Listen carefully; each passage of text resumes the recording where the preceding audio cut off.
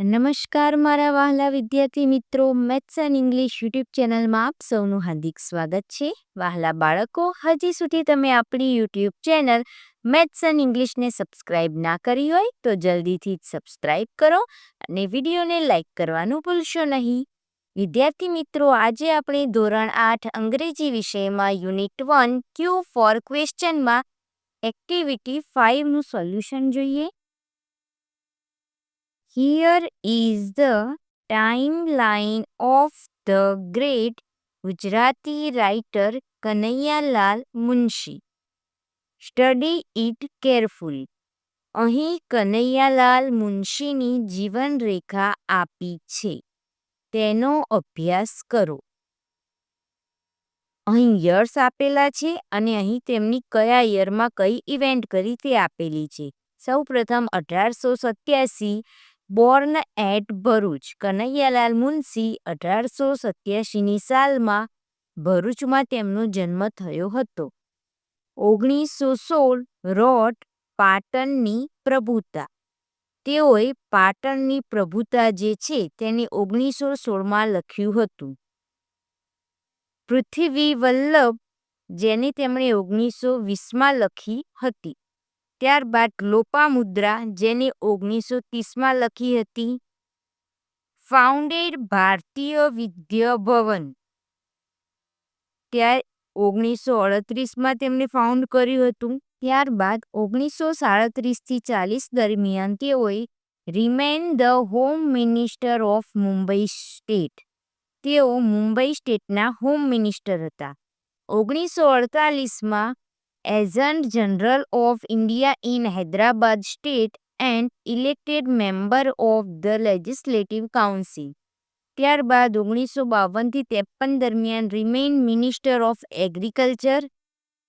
1952થી 57 દરમિયાન remain governor of UP Uttar Pradesh. He died in 1971 at his residence in Mumbai. તેઓનું મૃત્યુ 1971માં મુંબઈમાં થયું હતું.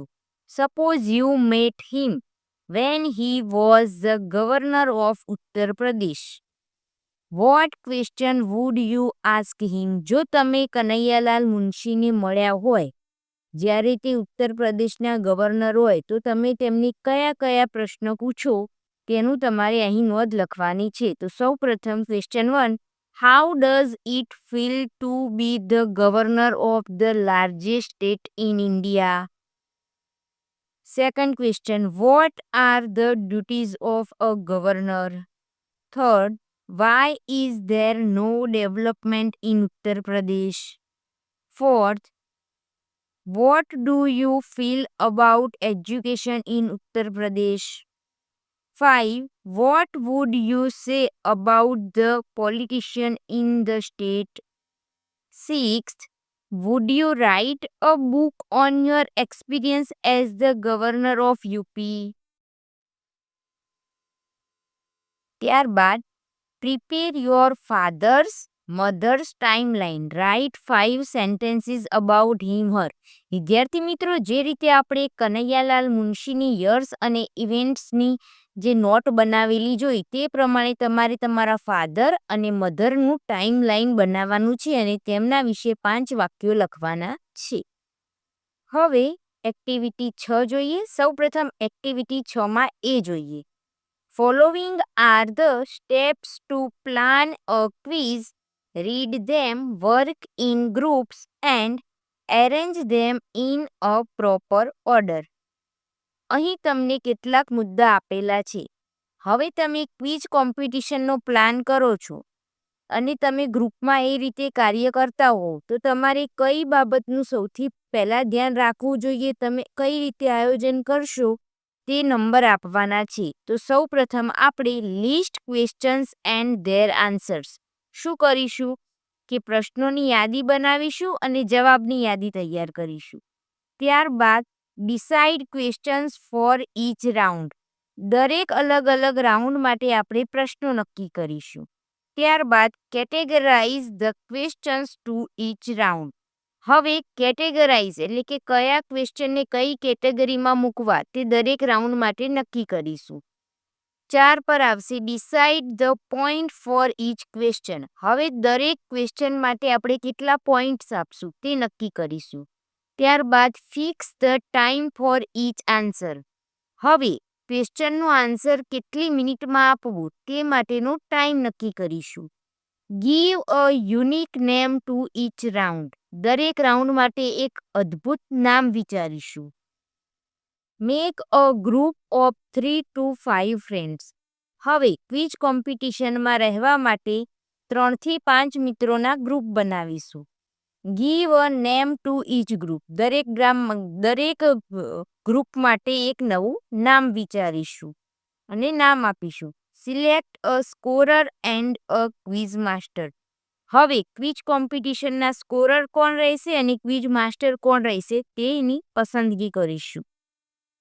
ત્યારબાદ 10 પ્લે ધ ક્વિઝ અને ક્વિઝ કોમ્પિટિશન સ્ટાર્ટ કરીશું. Activity 6B. Work in groups. Plan a quiz program for your school. Use the questions from this unit. Watch any quiz program on the television. Listen carefully to the instructions for different rounds. Organize a quiz in your class. હવે બાળકો તમારે તમારી શાળામાં ક્વિઝનું આયોજન કરવાનું છે. અહીં આપેલી પ્રવૃત્તિઓના આધારે 4-5ના જૂથમાં પ્રશ્નો તૈયાર કરો. તદુપરાંત ટીવી પર આવતા ક્વિઝના કાર્યક્રમો જુઓ. જેમ કે કોણ બનેગા કરોડપતિ આવે છે તેના આધારે તમે માહિતી મેળવી શકો છો.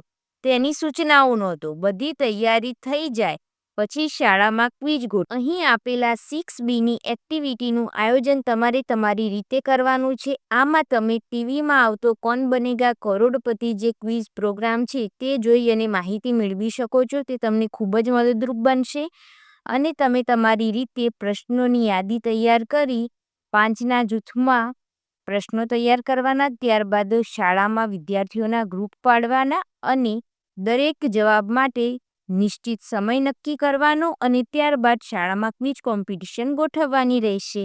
Activity 6C. નીચેના પ્રશ્નોના ઉત્તરો માટે વિકલ્પો બનાવો. વિદ્યાર્થી મિત્રો, અહીં આપણને ક્વેશ્ચન આપેલ છે અને તેના 4 વિકલ્પ આપણે બનાવવાના છે. જેમ કે who is the writer of the Mahabharata. તો અહીં આપણે જે આ પ્રશ્નનો જવાબ આવતો હોય તે પણ એક વિકલ્પમાં મૂકવાનો રહેશે. જેમ કે અહીં જવાબ આવશે વેદવ્યાસ. મહાભારત કોણે લખી હતી? તો વેદવ્યાસે. Number 2, who discovered America? તો અહીં જવાબ આવશે Columbus. Number 3, when did the battle of Plassey take place? પ્લાસીનું યુદ્ધ ક્યારે થયું હતું? તો 1757માં. હવે એક્ટિવિટી 6D જોઈએ. Now frame questions for the options given below. હવે અહીં આપણને 4 ઓપ્શન્સ આપેલ છે તેના પરથી આપણે ક્વેશ્ચન રેડી કરવાનો છે. તો અહીં મેં પહેલો ક્વેશ્ચન રેડી કરેલ છે. Which is the longest river in Gujarat? તો અહીં જવાબ આવશે Narmada. Number 2, question who was the first Indian to go in space? તો અહીં જવાબ આવશે Rakesh Sharma. Number 3, what is Akash? તો અહીં આવશે ટેબ્લેટ્સ. આ રીતે પ્રશ્ન બનાવવાના છે. વિકલ્પો આપણને આપેલ છે. નંબર 4, હુ રોટ પાટણની પ્રભુતા? તો અહીં જવાબ આવશે Kanaiyalal Munshi. Number 5, which of the following is generated from the sun rays? તો solar energy. Number 6, which of the following is use in vehicles? તો અહીં જવાબ આવશે CNG. Number 7, where was Gandhiji born? તો ગાંધીજીનો જન્મ પોરબંદરમાં થયો હતો. નંબર 8, વેર ઇઝ ધ કાળો ડુંગર? કાળો ડુંગર કચ્છમાં આવેલ છે. વિદ્યાર્થી મિત્રો, અહીં ધોરણ 8માં અંગ્રેજી વિષયમાં યુનિટ 1નું સંપૂર્ણ સોલ્યુશન પૂર્ણ થાય છે. વિડીયો ગમ્યો હોય તો તેને લાઈક કરો, તમારા મિત્રો સુધી શેર કરો. મળીએ એક નવા વિડીયો સાથે. ધન્યવાદ.